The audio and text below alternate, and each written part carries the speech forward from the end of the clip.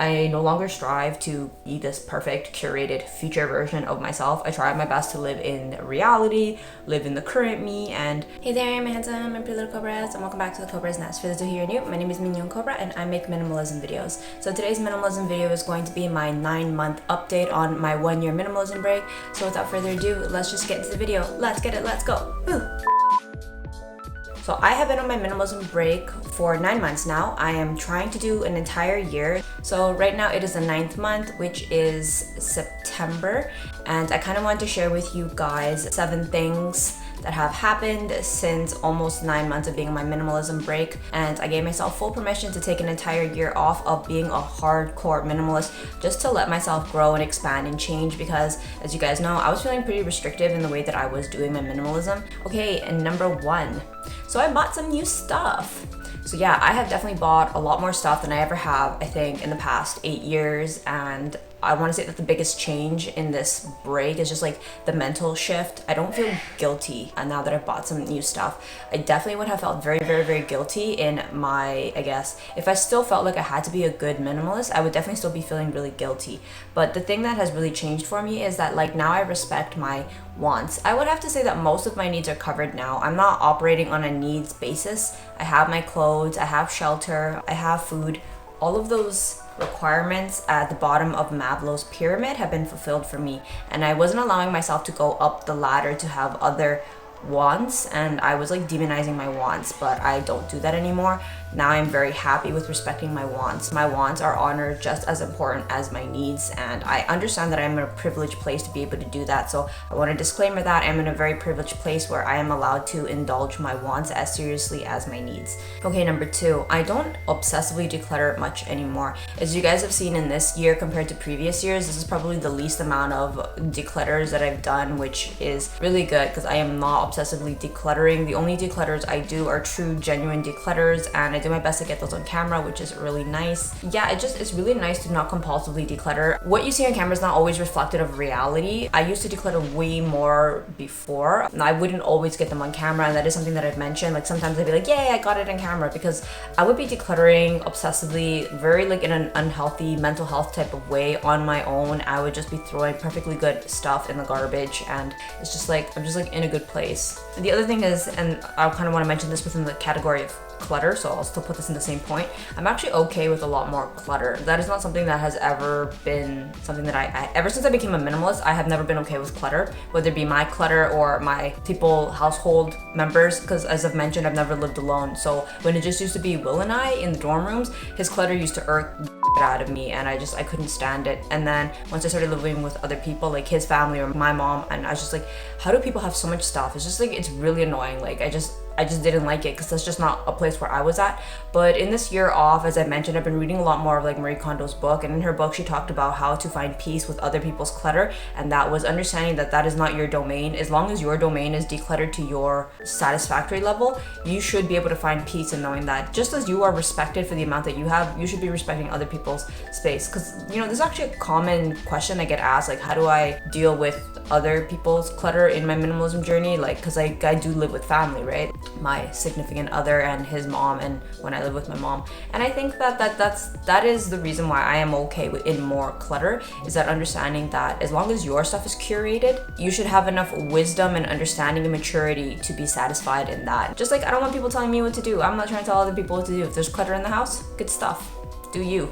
Okay, the third thing that has definitely changed in these 9 months is I definitely have a way bigger abundance mindset than I ever did before. I don't know if this was just like a me problem, but when I was like hardcore minimalizing it up, I got really obsessed with less is more, and then I felt like less is more in all areas of my life, and I just felt like there just wasn't enough money, there just wasn't enough, I don't know, good stuff, there just wasn't enough. Whatever it is, I felt like I was just like operating from like a place of scarcity, which is not something that I have anymore. I told myself that I'm gonna operate from a place of abundance, even if it means more clutter in my life, more busyness in my life, more activities, more seeing friends and family. So I am definitely in a place of abundance. I see family and friends way more than I ever did before. I know that I mentioned that I decluttered a lot of people out of my life. I have brought back some people into my life.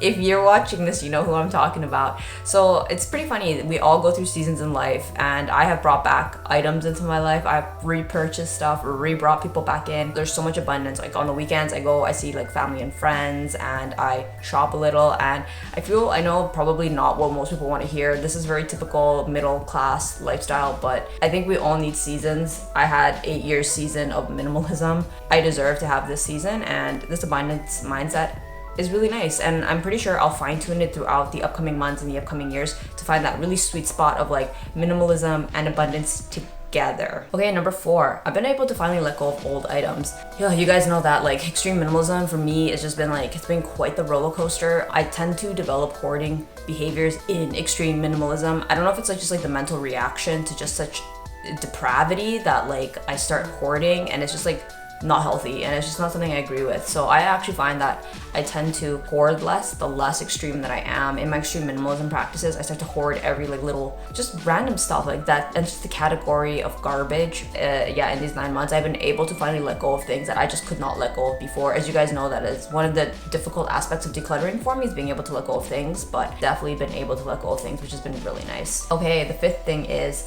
I'm not worried about, am I being a good minimalist? I feel like I have found this really good sweet spot of like feeling like I win no matter what. Like if I let things enter my life, I'm honoring the season of my life of this minimalism break. And if I don't want extra clutter, if I declutter something, I feel like I'm still winning, because now I'm still being, a minimalist. So it's been really, really good. I feel like I'm winning in anything that I do, which is like the best feeling. Isn't that what we all want at the end of the day? Just to feel like we're doing the right thing. So I feel really happy and relieved that I'm no longer putting that pressure on myself to be a good minimalist. Now it's like, it doesn't matter what I do, I still feel like I'm doing the right thing. Like if I bring stuff into my life, good, that's what this break is for. And if I decide to declutter something, oh, okay, good, I'm honoring my minimalism principles. Okay, and number 6, I took a big break from YouTubers that were like core minimalism, and also just like the minimalism subreddit. As I've mentioned before, reading the stuff is no different from consuming the physical principles. So just like I needed to take a break from like all the makeup beauty gurus when I went on a makeup rehab, right now in my minimalism rehab, I stopped intaking some of the principles, because like it was like really triggering for me.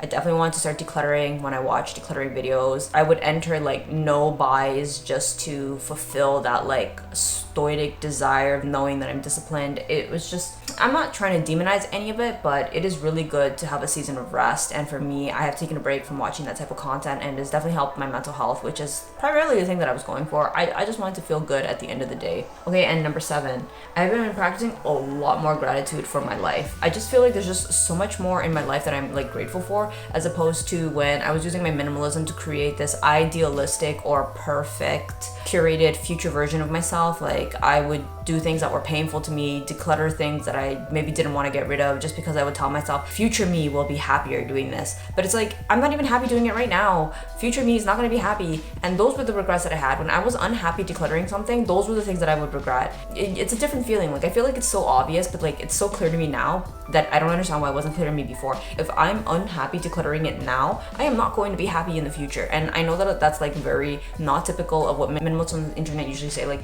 declutter it anyway, you won't have any regrets. And I don't know, that just for me, that turned out to not be the case. When I regret decluttering it, I regret it later in the future. But when I don't like a piece and I get rid of it, I don't feel regret after. And now I've found that is what works for me. I don't force myself to declutter stuff. That forcing of decluttering was just really messing with my mental health, and I'm not about it. So I no longer strive to be this perfect curated future version of myself. I try my best to live in reality, live in the current me, and fulfill my current needs and wants. I don't know what future Nat wants. I don't know what she wants, so I'm not going to live for her. I'm going to live for me. So I hope that you enjoyed this mini update. I hope that this is entertaining for you guys, just as it is entertaining for me to fill them. And I will see you guys in the next one. Thanks for watching. Bye.